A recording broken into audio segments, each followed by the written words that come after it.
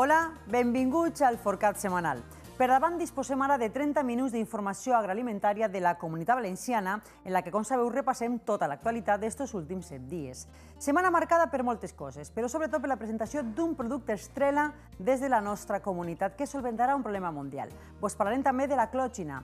S'espera més que enguany siga una bona temporada. Ara de seguida vos ampliarem totes les dades. També hem estat en la presentació d'un producte important i destacat, com vos deia, i puc avançar-vos ja si voleu que va en contra del morro roig. Però fins així puc llegir perquè tenim un convidat de luxe en el plató que ens parlarà sobre este tractament. I per altra banda ja tenim confirmat a Espanya, atenció a este tema, el primer cas de xilella fastidiosa en olivera.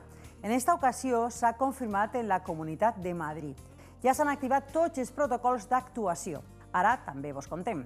I ja per tancar o almenys continuar, coneixerem la convocatòria d'una manifestació per al mes de maig vinculada al sector. I és que sembla que tot el món rural es queixa de l'abandonament per part de l'administració.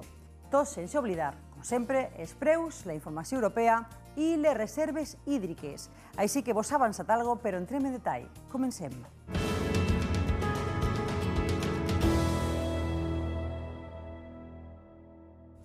Des d'esta setmana, els consumidors ja podem trobar a les pescateries clòtxines valencianes que es produeixen en els ports de València i de Sagunt.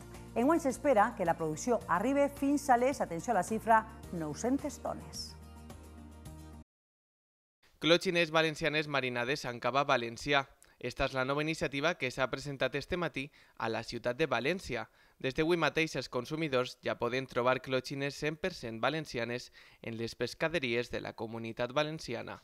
La producció de clòtxina de l'any passat s'espera que siga major que la temporada anterior y s'arriben al voltant de 900 tones. El año pasado estuvimos alrededor de las 800 toneladas y este año queremos llegar un poco más, a ver si llegamos a las 850-900.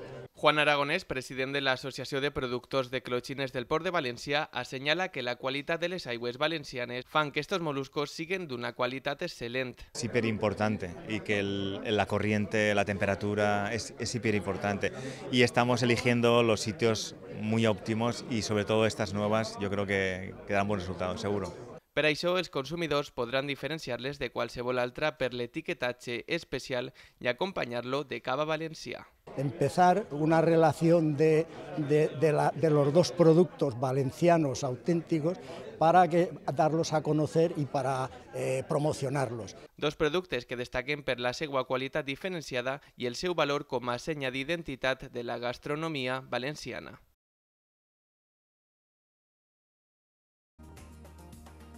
Hisenda rebaixa l'IRPF d'algunes denominacions d'origen de la província d'Alacant en alguns municipis i els productes com el raïm, el nespre, les cireres i taronges.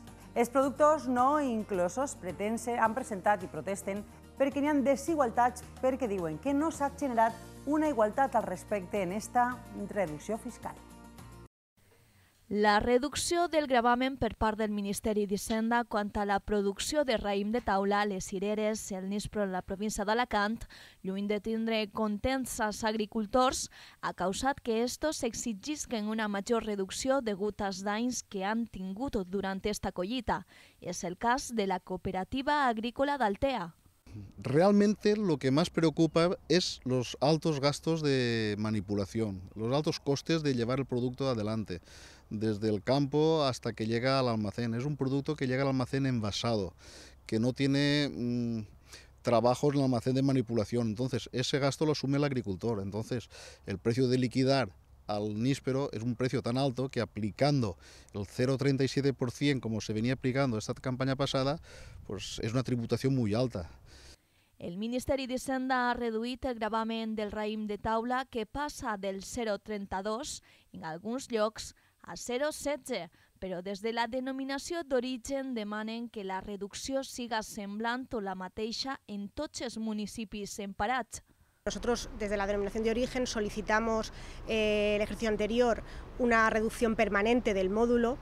Lo que sucede es que no hemos tenido respuesta todavía, presentamos un estudio económico, a este respecto para lograr, como digo, una reducción permanente del módulo aplicada en todo el territorio amparado por la denominación de origen. No obstante, pues lógicamente si se ha reducido, aunque sea este año por los fenómenos climatológicos adversos, por las circunstancias de la campaña anterior, pues es bien recibido desde luego, aunque nos gustaría que fuese uniforme en toda la comarca.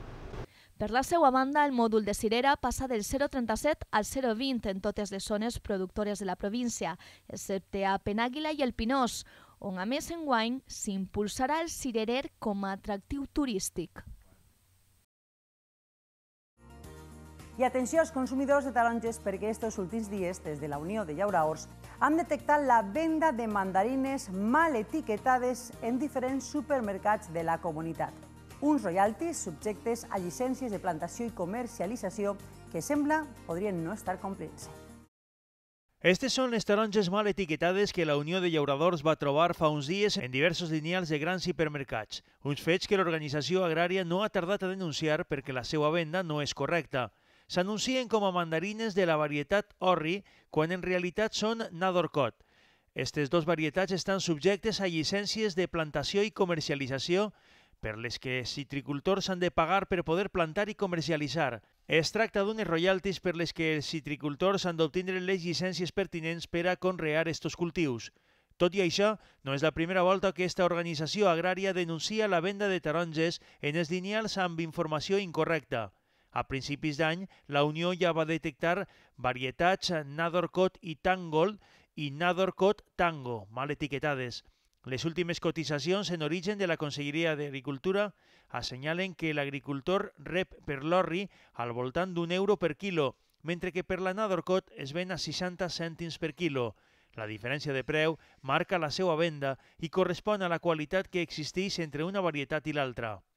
Des de la Unió de Llauradors es denuncia que amb aquesta estratègia de confusió es danya la imatge de la citricultura valenciana, ja que per un costat es lleva valor al producte i per altre es maltracta al consumidor que tenia com a referència un altre, provocant la confusió en els compradors. I ho avançàvem, la Unió de Llauraors alerta de la presència d'un insecte vector transmissor de Xylella fastidiosa, a més a la Comunitat de Madrid. Ara s'ha detectat este primer exemplar d'olivera i estem a l'espera de que arriben resultats per veure si es confirma que allí està la bactèria. Es detecta per primera volta a la Comunitat Valenciana la presència d'un insecte vector transmissor de la Xylella fastidiosa. Es tracta de Philaenus spumarius, que s'ha trobat en les zones afectades per esta bactèria al nord d'Alacant, que de moment afecta sols a ametllers. Es tracta d'un vector que passa l'hivern en l'estat de larva que es desenvolupa a final de l'hivern i principi de la primavera, segregant una espuma com la que veuen en les imatges, de manera que l'aïlla dels canvis de temperatures i dels depredadors. Però les alarmes continuen enceses amb el bacteri perquè es detecta el primer cas de Xylella fastidiosa en una olivera en una finca de la Comunitat de Madrid. En octubre de 2013 es va detectar per primera volta en Europa en la regió d'Apulia, al sud d'Itàlia, on han afectat a milions d'oliveres. En 2015 es va detectar a França i en novembre de 2016 es van confirmar el primer cas a Espanya. En juny de 2017 es va localitzar per primera volta a la península Ibèrica. A la nostra comunitat ja s'han detectat 6 positius.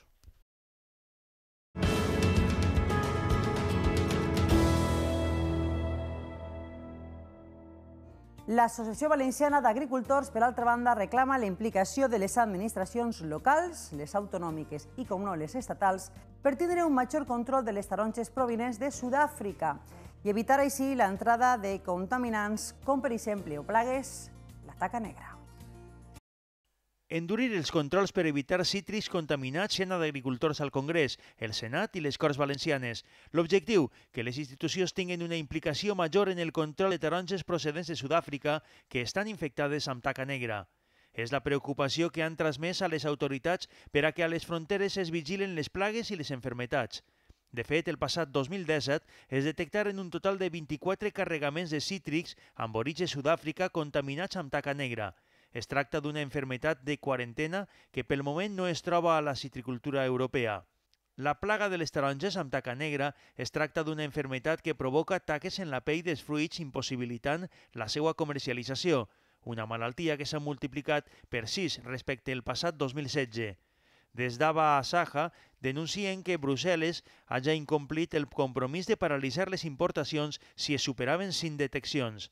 Però així no queda la cosa, perquè la Unió Europea va permetre que cítrics sud-africans destinats per la indústria entren a Europa sense cap tractament en fred, un tracte amb el que s'afavoreixen les importacions de cítrics procedents de Sud-àfrica sense cap control sobre la sanitat vegetal en els enviaments de cítrics. I la Unió Europea treballa en establir prohibicions en les pràctiques comercials dels 28 països. Unes propostes que es presentaran en la propera reunió de ministres. Apunteu que serà el 28 d'abril. Prohibir les pràctiques comercials deslleials en la cadena alimentària en la Unió Europea i protegir el seu nivell més baix. Aquestes són les noves regulacions amb les quals vol treballar el comissari d'Agricultura, Phil Hogan. La Comissió Europea estudia acabar amb certes pràctiques com ara els pagaments més enllà dels 30 dies i l'anul·lació de comandes quan els productes siguen peribles. A més, es vol treballar en canviar els temes de contractació i de pagament per part del proveïdor o les pèrdues de productes quan no siguen per culpa del proveïdor. D'altra banda, també es volen prohibir les devolucions dels productes que no es venen al proveïdor, el pagament de garanties d'aprovisionament i les despeses en la promoció i màrqueting. Segons el projecte de la Comissió, les autoritats competents dels estats membres podran, en cas de litigi, protegir la identitat del demandant i seguir aplicant-se les regles nacionals. El comissari d'Agricultura, Phil Hogan, presenta esta nova proposta relativa a les pràctiques comercials deslleials en les relacions entre empreses de la cadena alimentària a la Comissió d'Agricultura del Parlament Europeu. Serà el pròxim 16 d'abril quan els ministres dels 28 països de la Unió Europea coneixeran l'esborrany en una reunió del Consell Agrícola a Luxemburg. Unes pràctiques que el Parlament Europeu aborda en profunditat després que un grup d'experts tractara la situació dels mercats agraris i les organitzacions agraris europees. A partir d'ara es treballarà amb mesures vinculants en l'àmbit comunitari per abordar el problema de les pràctiques abusives en la cadena alimentària. La Federació de Caça de la Comunitat Valenciana convoca per al proper 26 de maig una manifestació pels carrers del centre de la ciutat del Túria amb l'objectiu de reivindicar més implicació en l'àmbit agropecuari des de totes les administracions públiques i polítiques. Manifestació del món rural el proper 26 de maig en València per denunciar la discriminació que pateix el sector. Una protesta a la que s'han sumat un total de 15 entitats com ara Abasaja, la Unió de Llauradors, la Federació de Penyes de Bous al Carrer o la Federació de Colombicultura de la Comunitat Valenciana, entre d'altres. Demanaran un canvi en les polítiques amb la finalitat de que es reconega i promoga la seva aportació social. Una manifestació promoguda per la Federació de Caça de la Comunitat Valenciana que recorrerà el centre dels carrers de la ciutat de València. Entenen que les entitats que representen els agricultors, ramaders, caçadors o cooperatives aporten a la societat valor econòmic, paisatgístic i medioambiental i en molts casos determinades activitats com la caça o la pesca esportiva són desprestigiades. Els agricultors i ramaders arrosseguen des de fa temps una profunda crisi de preus que es tradueix en l'abandonament de terres de cultiu i en l'alarmant envelliment del sector agropecuari, a les que suma el despoblament del medi rural castigat per la manca d'infraestructures i serveis. És per això que demanen major comprensió de les administracions polítiques cap a estos problemes del sector que s'encarrega de mantindre viu el món rural i que moltes voltes ha de conviure amb les restriccions que se'ls aplica.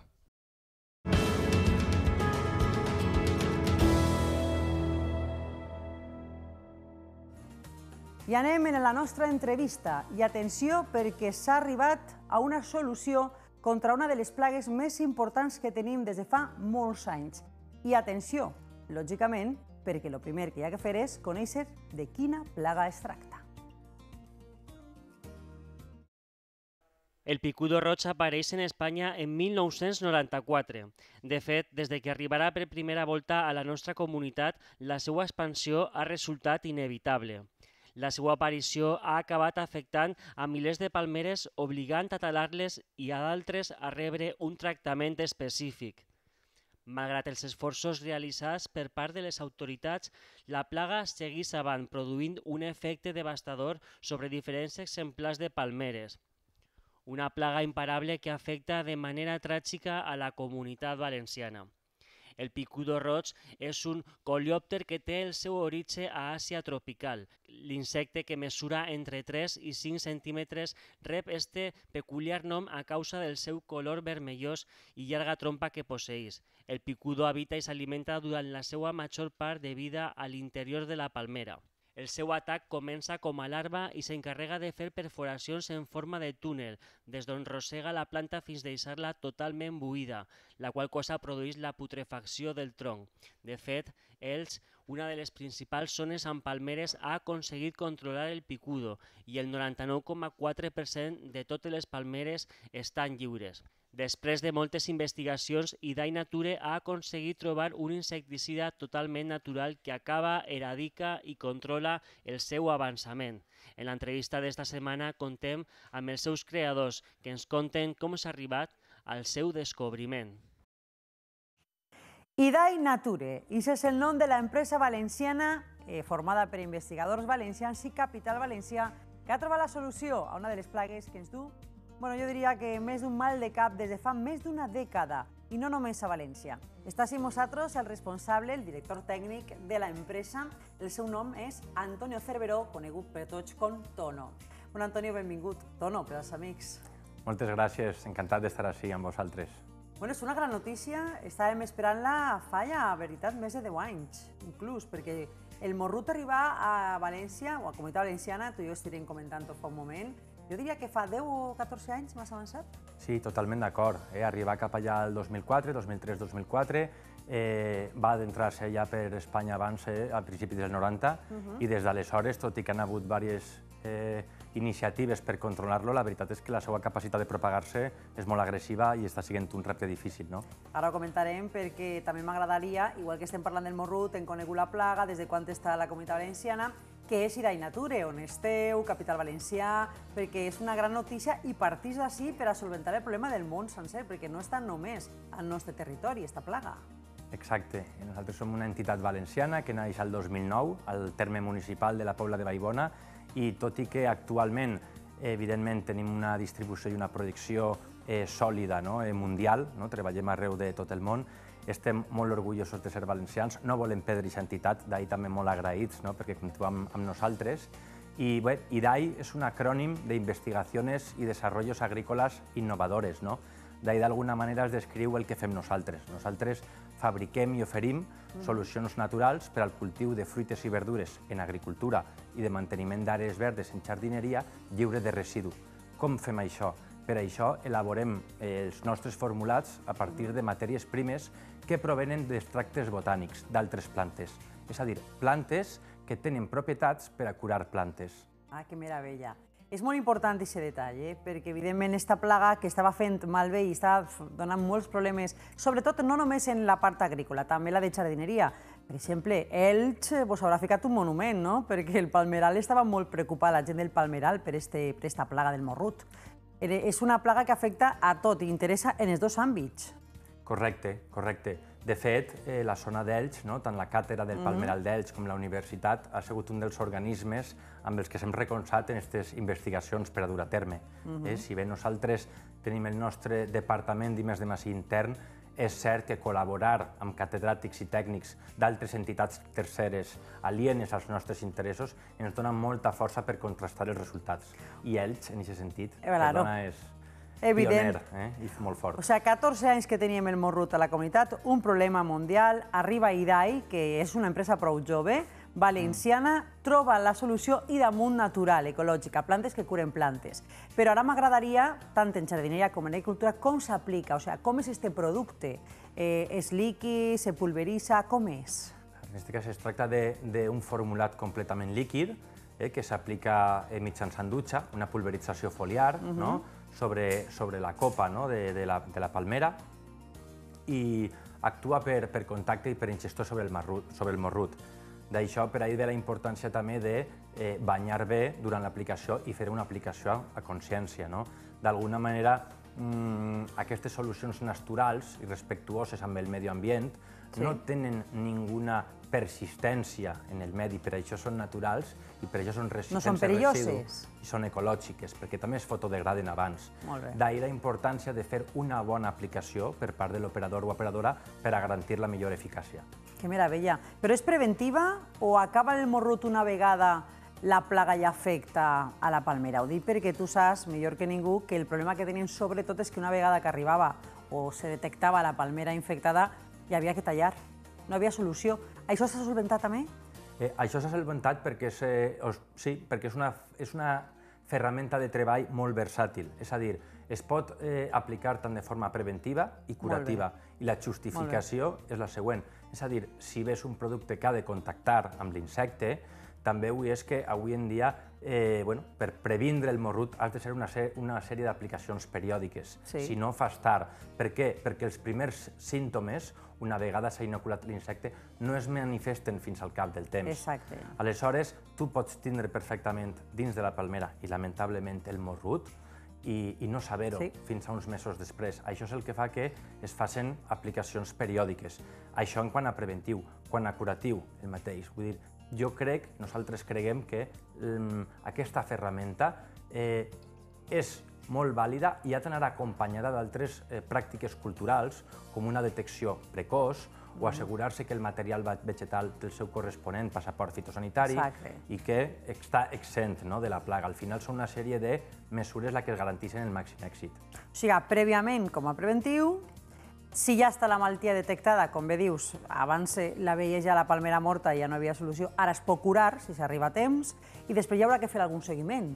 És correcte. De fet, en quant a l'aspecte curatiu, nosaltres, d'acord com parlàvem en els experts, el que més ens va sorprendre i agradar al mateix temps és que aquesta solució natural afecta el morrut en els seus distints estats que componen el cicle biològic, tant en larva, com en pupa, com en adult. En qualsevol moment que el pilles, acaba sent ell. Exactament. I això és el que et dic que es pot aplicar al llarg de l'any, ens dona molta versatilitat i molta confiança a l'hora de controlar-lo. La plaga du així molt de temps, en el món inclús més encara, però vosaltres quan començareu a investigar aquest producte? Aquesta solució en concret ja portem vora 5 anys. Vora 5 anys treballant amb universitats, com dic, amb catedràtic, amb altres estudis, han fet estudis tant a laboratori per estudiar el seu mode d'acció, com actua, per què mata, què és el que li passa al morrut en concret, i per supost en camp. Al fi i al cap, els assajos de laboratori estan molt bé, però són en condicions controlades i creguem que és fonamental fer assajos a l'aire lliure i no només en una localització geogràfica, també a altres continents, com ho hem fet, inclús a diferents regions, per a veure com pot influir les diferents condicions agroecològiques en l'eficàcia del nostre producte. Claro, agroecològiques, la terra, el clima, és que afecta moltes coses. De fet, tu has dirigit això especialment, no? Tu t'has encarregat de lo que és l'experimentació en camp. En quines zones en concret heu fet, i sobretot així en Comunitat Valenciana, per a garantir que funciona? Correcte, així en Comunitat Valenciana, com pots imaginar-se, per supost a Alacant, en distintes finques, també al Castelló i també a València, i també hem fet una sèrie d'assajos per la zona de l'Emirats Àrabs.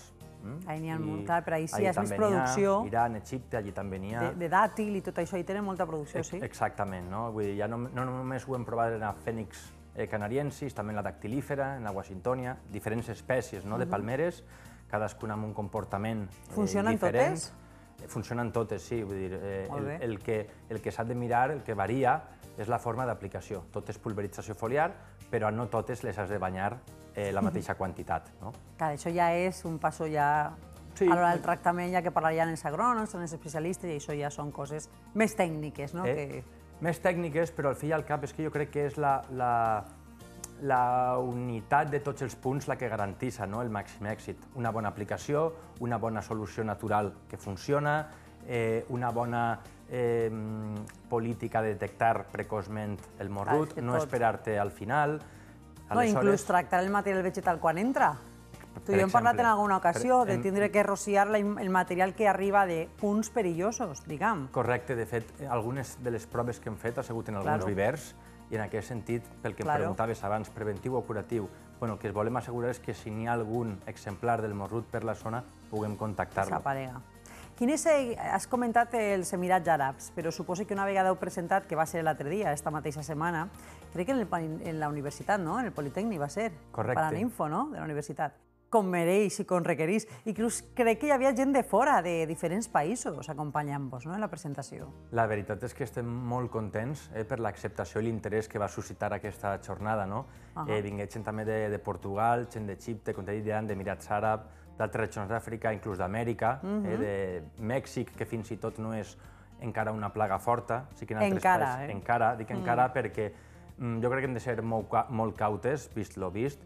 Crec que sí que és important, enllaçant un poc per l'assistència de diversos punts del món que vingueren, que és important que tots aprenguem dels errors que hem fet anteriorment. Moltes vegades no es comuniquen i veus que a altres llocs es repeteixen els errors que hem fet així. Carai, ja començareu a enviar producte. No sé si està ja treballant-se a nivell de comercialització este producte per tot arreu o només el tenim encara en fase experimental encara que ja sabem que funciona. O sigui, ja se pot adquirir, en poques paraules. En breu, és a dir, nosaltres, el producte ja està completament testat, està preparat comercialment, però hi ha una part també que és molt important i no depèn només de nosaltres, que és la regulatòria, la de que complisca la normativa legal més vigent. És el papeleo, vamos. El papeleo, molt necessari també, perquè suposa i garanteix que el producte té una certa qualitat i du el que diguem, no?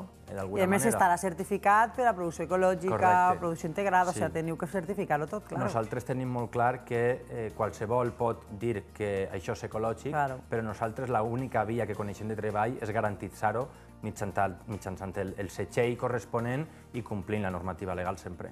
I Tono, ja internament, com va ser aquest moment en què trobareu la solució? Digueu, crec que funciona, començareu a provar, i el moment que digueu, segur que funciona, ja ho podem contar.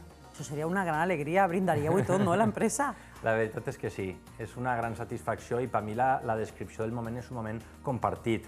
Jo avui estic així, parlant encantat, però no és un treball d'una sola persona, al contrari, és d'un equip molt gran, que es desviu pel que fa, que li agrada el que fa, i no només d'un equip d'Idainature, també dels col·laboradors externs que tenim, ja sigui en la universitat o en altres entitats.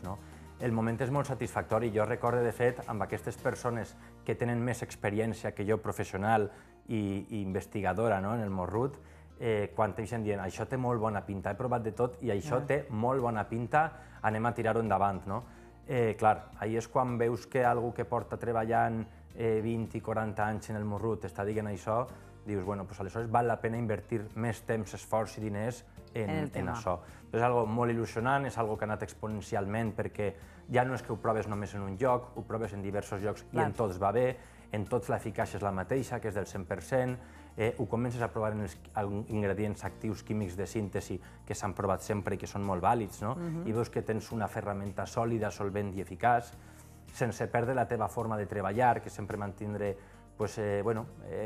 intentar respectar el medi ambient, practicar una agricultura sostenible. I responsable, no? Responsable. Veure que la teva forma de pensar pot oferir una solució global a un repte tan difícil, sí, és satisfactori. Felicitacions moltes, supose. Sí, estem molt contents. La veritat és que les respostes han sigut positives des de tots els llocs del món i en aquest sentit, Ara vindran els premis, sou conscients, no? Perquè jo no sé si ha tingut ja alguna distinció i d'Idainature, ara mateixa no ho sé.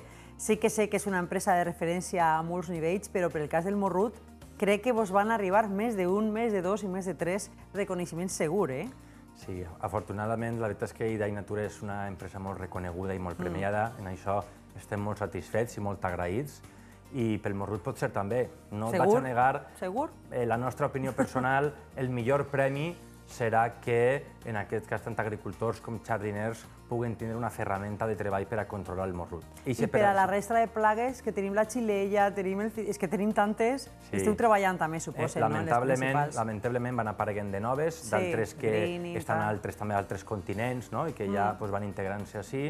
El cas de la xilella és molt difícil. Sí que tenim productes eficaços front als vectors, però crec que, en fi, és una bactèria que es propaga fàcilment i hem d'anar amb molta cautela. Fa poc es va detectar un focus prop de Madrid, això es va extenent i crec que en tota la societat hem de ser molt cautes.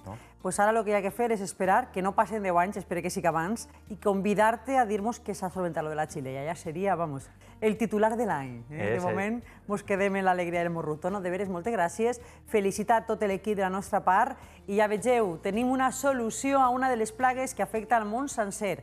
Una plaga que amenaçava tant el que és dins de l'apartat agroalimentari com en la part de jardineria, que també hi haurà per a jardineria embassaments adequats per a poder tractar. Tenim una solució per al món des de València.